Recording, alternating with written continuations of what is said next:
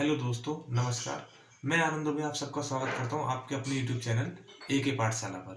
उम्मीद करता हूं आप सबकी पढ़ाई बहुत अच्छे ढंग से चल रही होगी और आपकी तैयारी भी बहुत अच्छे ढंग से चल रही होगी और आप लोग शारीरिक रूप से भी स्वस्थ होंगे।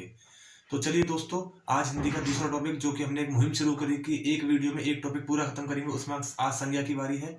कल हमने दोस्तों शुरू किए थे अपने वर्णमाला।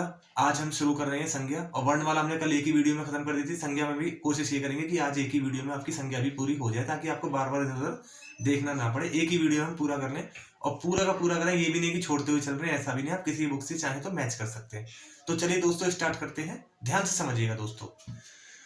संज्ञा संज्ञा होती है, ये आप सब लोग जानते होंगे।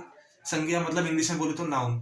5 प्रकार की होती है, ये भी आप सब जानते हो। किसी वस्तु, व्यक्ति, किसी भी चीज के नाम को लेके हम संज्ञा बोलते हैं, या किसी चीज में इकट्ठे हों उसे हम संज्ञा बोलते हैं। ठीक है दोस्तों, ये इसकी सिंपल डेफिनेशन है, जो कि कभी आपसे पूछी नहीं जाएगी। पूछने लायक चीजें जो है वो आपके सामने है।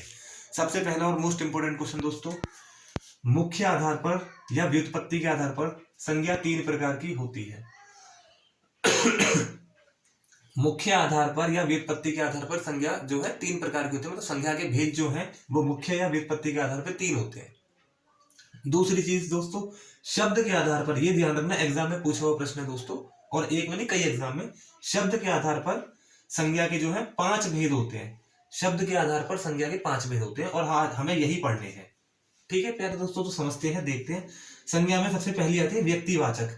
व्यक्तिवाचक का मतलब क्या है? इसका अर्थ ये है प्यारे दोस्तों कि किसी भी व्यक्ति, वस्तु या जगह के नाम का बोध करा दे, उसे हम व्यक्तिवाचक बोलते हैं। यानी किसी वस्तु का नाम आ जाए, या व्यक्ति का नाम आ जाए, या जगह का नाम आ जाए, मतलब किसी भी चीज का नाम आ जाए बस, और नाम आ गया मतलब वो व्यक्तिवाचक है।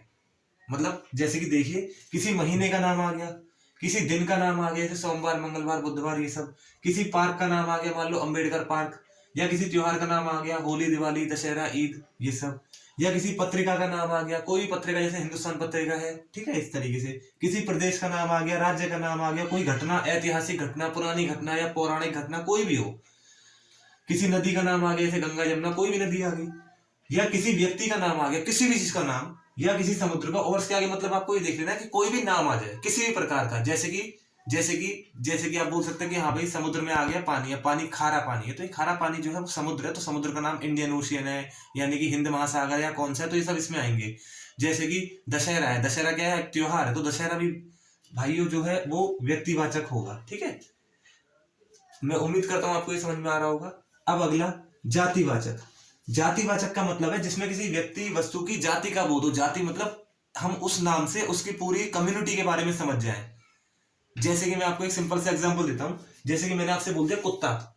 अब आप कहोगे कि सर कुत्ता जो है कई वेरायटी के होते हैं, देसी भी होते हैं, विदेशी भी होते हैं, पोमेलियन भी होते हैं, तो इसका मतलब ये पूरी उसकी जाति का बोध करा रहे हैं। ठीक है, इसमें देखो, जैसे कि एग्जांपल के तौर पे देखो, जिसमें किसी व्यक्ति, वस्तु की जाति का बोध हो। जैसे कि पशु। अब पशु में तो कई प्रकार के पशु होते हैं, सभी आ रहे हैं। ठीक है, जैसे कि पक्षी, कई प्रकार के पक्षी आ रहे हैं। मैं बोल दूं फल, कई प्रकार के फल आ रहे हैं। जैसे कि मैंने एग्जांपल दिया कुत्ता, कुत्ते में कई प्रकार के कुत्ते आ रहे हैं। देसी भी है, विदेशी भी है, पमेलियन भी है, जर्मन शेफर्ड भी है, रॉटवीलर भी है, सब आ रहे हैं, है ना। और कपड़े, अब कपड़े गर्म भी होते हैं, ठंडे भी होते हैं, ऊनी भी होते हैं, कोट पैंट भी होते हैं, साड़ी भी होते हैं, तो यानी सभी कपड़ों के बारे में आ गया।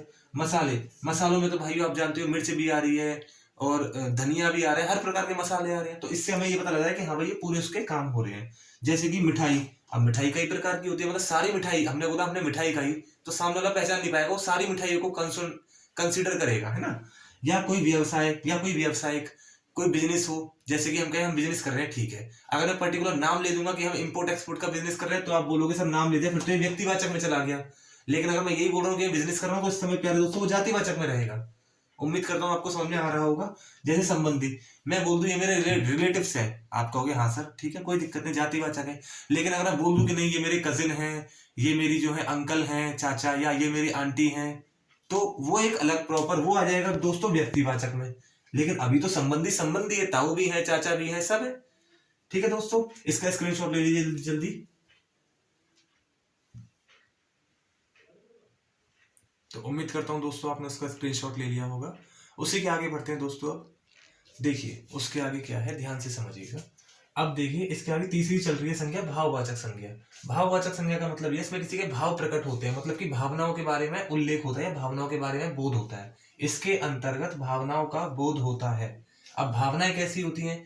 किसी को देख के हम बोले हाय राम ये कितना सुंदर है, हाय राम ये कितना कमजोर है, मुझे बहुत भूख लगी है, मुझे बहुत प्यास लगी है, मैं बहुत प्यार करता हूँ, घृणा करता हूँ, बुढ़ापा आ गया, जवानी आ गई, ये सब भावना ही तो है जिसको हम महसूस कर सकते हैं। सिर्फ ना छू सकते हैं, ना देख सकते हैं, ना समझ सकते हैं, सिर्फ महसूस कर सकते हैं। जैसे कि बुढ़ापा है, भूख है, मिठास है, प्यार है, घृणा है, थकावट है, मित्रता है, सौंदर्य है, भावनाएं हैं, जो सब ये सब चीजें उसी में आती हैं। जैसे कि आपको भूख लगी है तो आप किसी को दिखा थोड़ी सकते हो कि मुझे भूख लगी है, आप खुद ही तो महसूस कर सकते हो। दर्द हो रहा है आपको, मान लो इसमें मैंने दर्द नहीं लिखा है, तो दर्द भी उसी का एग्जाम्पल होगा दोस्तों। उम्मीद करता हूँ आपको समझ में आ रहा होगा। इसके आगे और आगे बढ़ते हैं। अब आते हैं समूहवाचक। नाम से पता लग रहा है समूहवाचक, समूह यानी कि किसी ग्रुप का, किसी झुंड का बोध हो, समूह में रहने वाली वस्तुओं का बोध हो, यानी कि इसमें समूह का बोध होता है। अब समूह में क्या क्या चीजें रहती है आप कह सकते हैं, तो आप कहेंगे सर झुंड है, झुंड जो है वो समूह से ही मिलकर बना हुआ है, ठीक है। सभा जो है वो समूह से ही मिलकर बनी हुई है। सेना समूह से ही मिलकर बना हुई है, सेना में बहुत सारे सैनिक होते हैं। कक्षा भी समूह से मिलकर बनी होती है, कक्षा में शिक्षक होते हैं, स्टूडेंट्स होते हैं, ठीक है।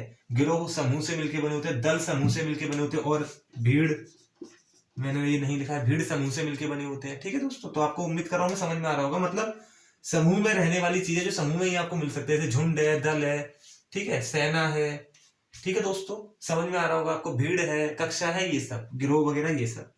आखिरी संज्ञा जो आएगी हमारे सामने वो आएगी द्रव्यवाचक संज्ञा। द्रव्यवाचक संज्ञा का मतलब ये है, इसमें किसी धातु या किसी वस्तु यानी कोई भी चीज मिलनी चाहिए आपको, बस किसी चीज का बोध हो जाए, किसी चीज के नाम का बोध हो जाए, बस कोई वस्तु की हो या कोई धातु हो या कोई कुछ भी हो, बस किसी चीज का नाम का बोध हो, चीज का।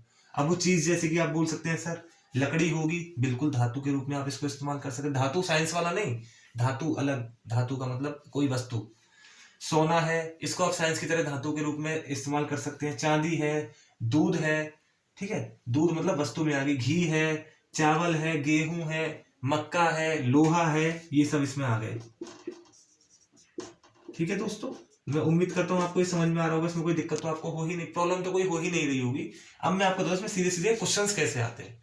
इसमें ये होगा जैसे कि आपको मान लीजिए सबसे ऊपर दे दिया है कि नीचे 4 ऑप्शन दे दिए और बोल दिया जातिवाचक संज्ञा को पहचानिए, तो चारों में से आपको ये बताना जातिवाचक कौन सा है, या ये बोल दे समूहवाचक को पहचाने तो आपको ये बताना समूहवाचक कौन सा है, या ये बोल दे व्यक्तिवाचक को पहचाने तो आपको पहचानना व्यक्तिवाचक कौन सा है। कोई भी संज्ञा आ सकती है, या सेंटेंस में दे दे इसमें व्यक्तिवाचक संज्ञा अंडरलाइन लगा के दे दे और पूछ ले जिसके नीचे अंडरलाइन लगी हुई है ये कैसी संज्ञा है। तो प्यारे दोस्तों ये आपको समझना है। चलिए मैं हट जा रहा हूँ, जरा आप इसका भी स्क्रीनशॉट ले सकते हैं जल्दी से। तो उम्मीद करता हूं दोस्तों आपने इसका स्क्रीनशॉट ले लिया होगा। ठीक है दोस्तों, आज हमने फिर से एक नया टॉपिक कंप्लीट किया है। कल हमने वर्णमाला कंप्लीट की थी, आज हमने संज्ञा कंप्लीट की है। एक चीज और प्यारे दोस्तों, ऐसा मत सोचना मैं यूपी पुलिस को या यूपी पुलिस कांस्टेबल को ही लिहाज में रख के समझा रहा हूँ। आप किसी भी एग्जाम में बैठ जाना, हिंदी जिसमें आती है लगभग यही मिलेगा आपको उसमें। ऐसा कुछ नहीं है कि मैं छोटी लेवल की या बड़े लेवल की करवा रहा हूँ, सब इक्वल करवा रहा हूँ। ठीक है प्यारे दोस्तों, तो उम्मीद करता हूँ आपको समझ में आ रहा होगा। दोस्तों इस समय मुझे तुम्हारे सपोर्ट की, तुम्हारे समर्थन की बहुत जरूरत है। कृपया करके मेरी वीडियो को पूरा सपोर्ट दें, पूरा समर्थन दें, लाइक करें, शेयर करें, सब्सक्राइब करें, और जितना हो सके ज्यादा से ज्यादा लोगों को रिकमेंड करें, जोड़े मेरी वीडियो पे, ताकि मुझे ज्यादा से ज्यादा आपसे सपोर्ट मिल सके और प्यार मिल सके। और दोस्तों मैं आपको हिंदी के लगभग सभी चैप्टर्स बहुत ही ज्यादा शॉर्ट ट्रिक्स या रटाते हुए या समझाते हुए, मतलब बहुत ही सिंपलेस्ट फॉर्म में समझाते हुए मैं बताऊंगा। एकदम शॉर्टकट मेथड आपके सामने आ जाएगा। शॉर्ट ट्रिक्स से याद कराने की जिम्मेदारी मेरी है, बस आप मुझ पे इसी प्रकार अपना सपोर्ट और समर्थन रखें। धन्यवाद दोस्तों।